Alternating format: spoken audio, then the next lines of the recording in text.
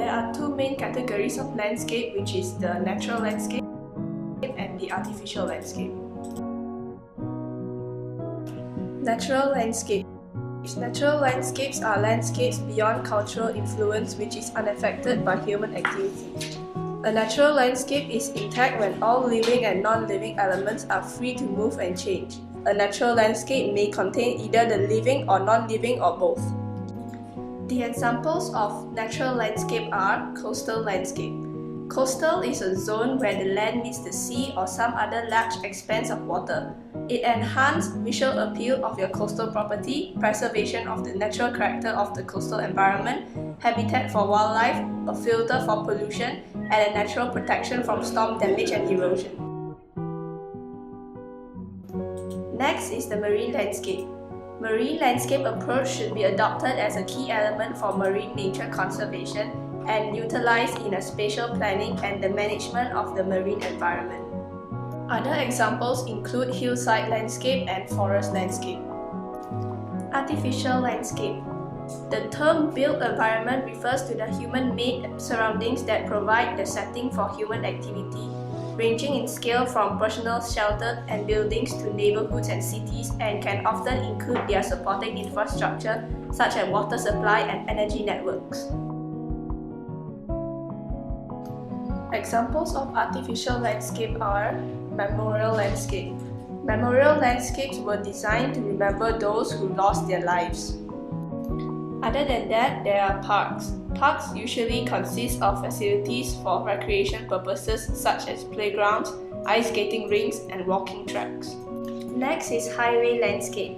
Highway landscape is designed to improve the contribution of state highways to the environmental and social well-being.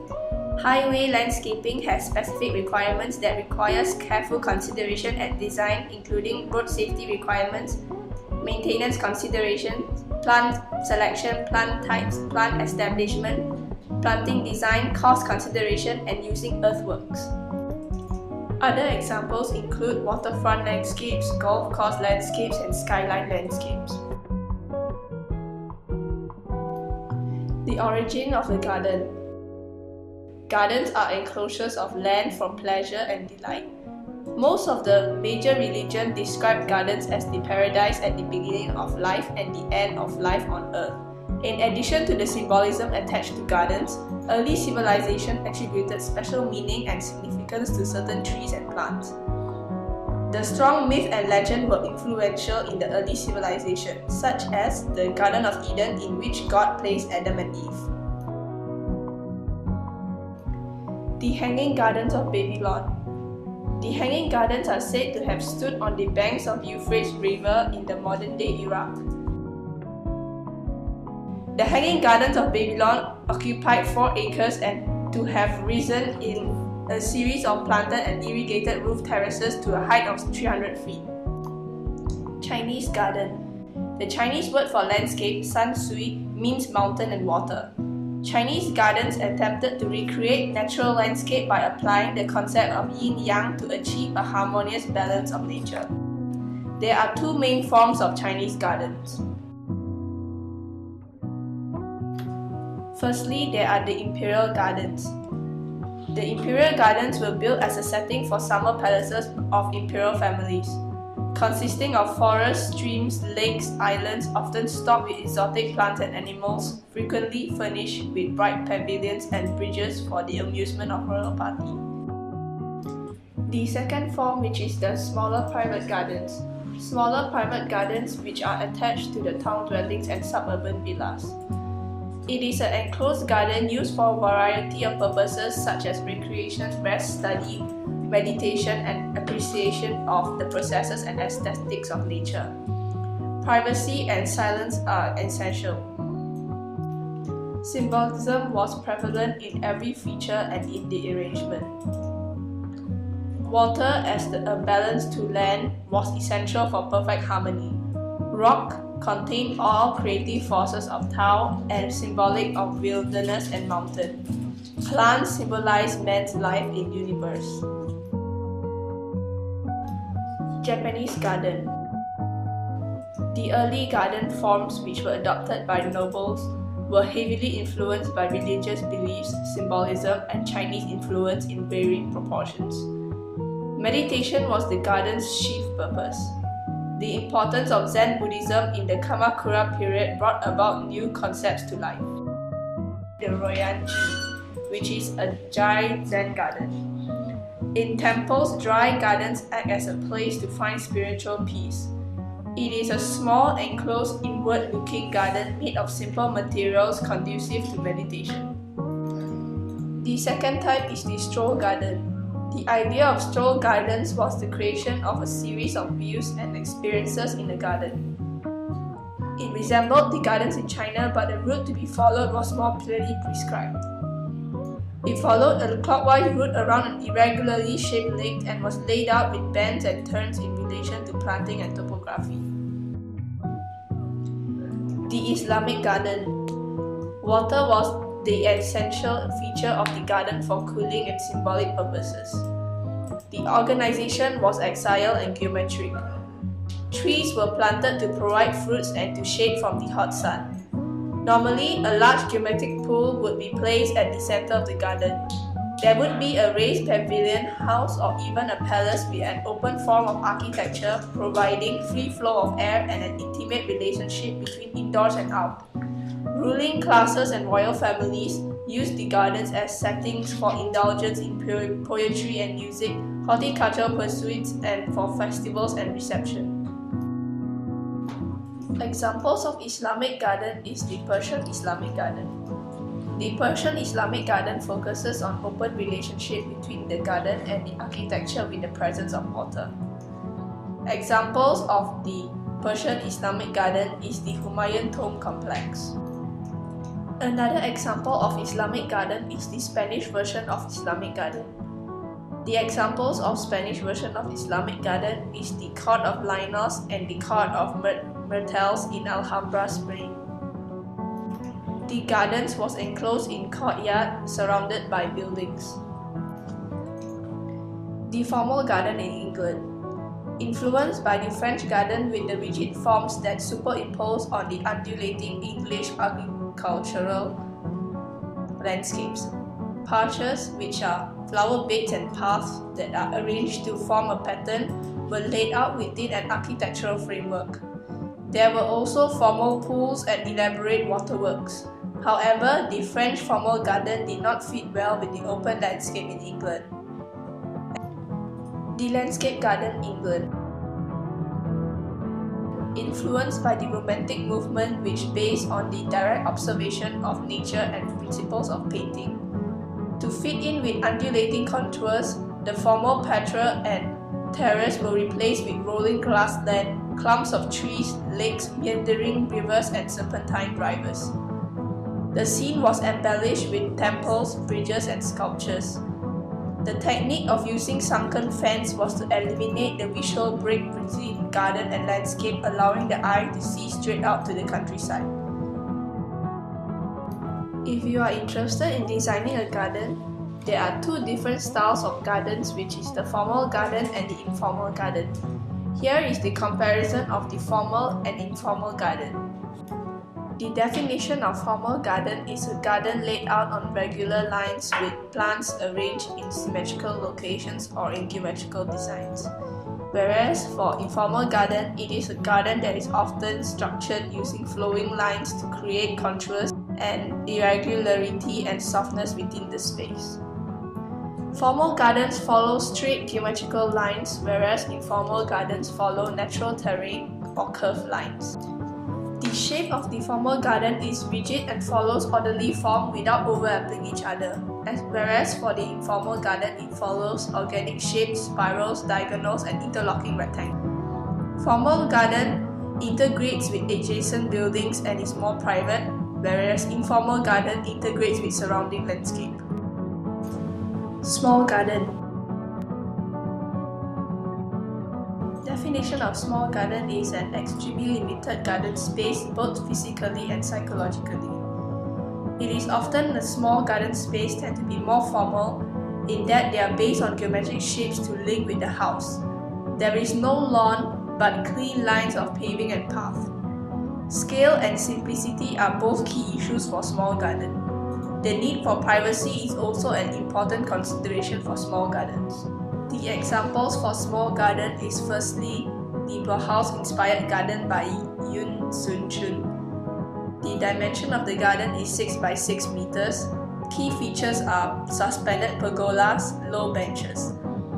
The brief states, due to restricted space, the design had to maintain a level of simplicity and to use restricted color and planting palette. Earth colors and terracotta shades were used to create a warm and comfortable atmosphere. The second example is the Sunken Garden by Belston & Co., which is a formal garden. The dimension of the garden is 38 square meters. The key features of the garden is semicircular retaining walls, water fountain. The brief states to create a small urban garden that is largely decorative. Privacy was an important issue. A semicircular retaining wall with fixed seat formed the transition between two levels and the upper one providing the planting area. The lower part was enclosed by the surrounding properties and overlooked. The third example is a minimalist urban garden by Helen Billertop Garden Design, which is an informal garden.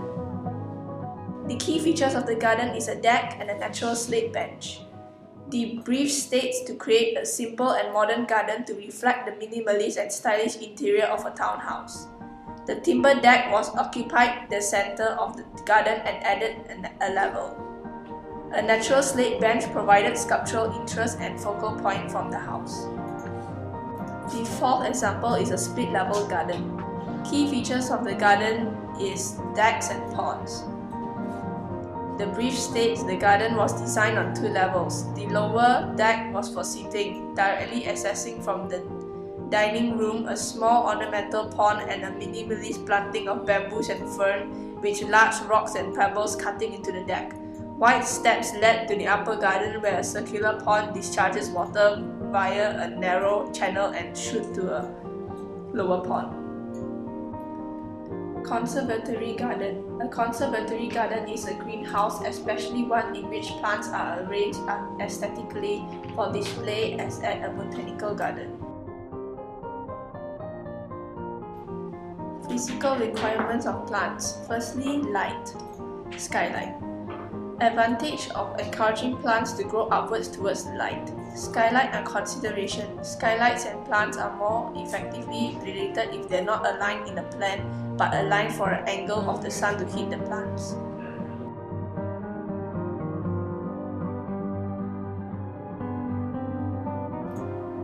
Bulkhead. A minimal distance from ceiling to skylight frame will permit a more direct path for the daylight. Ceiling opening. If the ceiling opening is larger than the skylight opening, the area influenced by the brightness from the skylight will be extended. Planting methods. Firstly, the built-in planters. Here are the components for built-in planters: mulch, outer container, wire mesh, pot, drainage layer, and drain. Secondly, there is the 3-peat planting method. Here are the components for the 3-peat planting method: siphon tube, tree grade, mulch, scupper, planting medium, soil separator, and drainage layer. The first example of conservatory gardens is the St. Paul Como Park, the Sunken Garden. The Sunken Garden offers beautiful floral shows updated seasonally. This ever-changing display is as artful as it is fragrant, perfect for romantic walks or for a curious exploration. Enjoy amazing azaleas and festive poinsettias in winter, multicolored tulips in spring, prize roses and geraniums in summer, and cherry chrysanthemums in autumn. This sunken garden is of formal style and high maintenance. Secondly is Gardens by the Bay, the Flower Dome. It is a cool, dry conservatory. The flower dome replicates the cool, dry climate of Mediterranean regions like South Africa, California, and parts of Spain and Italy, home to a collection of plants from deserts all over the world. It showcases the adaptations of plants to arid environments. Stop and smell the flowers in the colorful changing displays of the flower field, which reflects different seasons, festivals, and themes. Thirdly, the Gardens by the Bay, the Cloud Forest. It is a cool, moist conservatory. Enter the cloud forest, a mysterious world veiled in mist, entirely different from the flower dome. A 35-meter-tall mountain covered in lush vegetation shrouding the world's tallest indoor waterfall showcases plant life from tropical highlands up to 2,000 meters above sea level. What is a vertical garden? A vertical garden is a living wall or a green wall which is self-sufficient vertical garden that are attached to the exterior or interior of a building. Vertical gardens are available in various sizes, which it can be very small by using recycled bottles for plantings and hanging up on the wall, in medium size which everyone can do it yourself at your own home's wall. It also can be as big as to be installed on the building's wall. They differ from green facades, for example ivy walls, in the plant's roots in the structural support which is fastened to the wall itself. The plants receive water and nutrients from within the vertical support instead of from the ground. Plants for vertical garden do not suitable grows very vigorously or that develops a large complicated root system as the vertical garden will have trouble supporting it.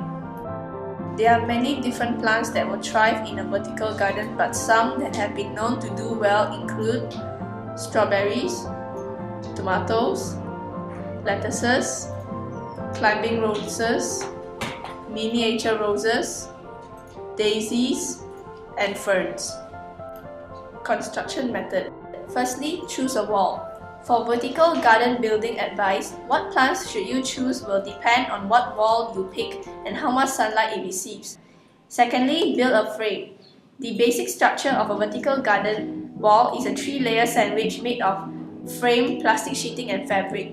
Build the whole setup before hanging it, while you can actually attach it directly to a wall.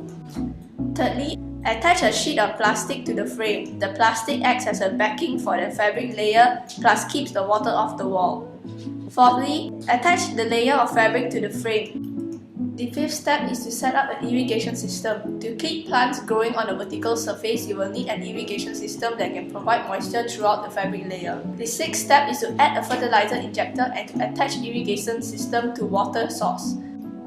The seventh step is to choose your plants. As with any gardening, take into account sun, shade, humidity, wind, and cold when choosing plants that you're going to leave outside all year. The eighth step is to insert plants. To insert plants into the outer layer of the fabric, use a razor blade to make a horizontal cut in the material. Get as much soil off the plant's root ball as possible and insert it into the cut. Using a staple gun, insert 3 to 5 stainless steel staples to attach the cloth to the plastic backing in the semicircular around the root ball, creating a secure envelope. Examples of vertical garden are Capital Land in Singapore and Penny House in Sarawak.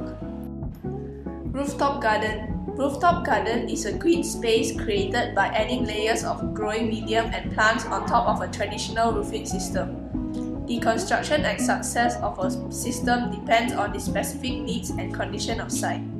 Rooftop gardens help mitigate the negative impacts of the cities on the environment by conserving energy and water, improving air and water quality, becoming a source of local food production, providing habitat restoration, and creating natural retreats.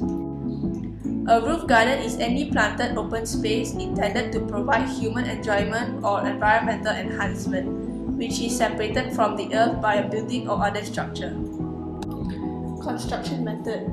The bottom layer is the roof construction. The roof construction must have a waterproofing layer that is durable enough to safeguard the structure over time with minimal maintenance. Above the waterproofing layer is the drainage layer. Above the drainage layer is the moisture retention protection mat that retains a portion of the precipitation for future plant usage. Next is a filter fabric mat which is installed to prevent soil particles from entering the drainage layer.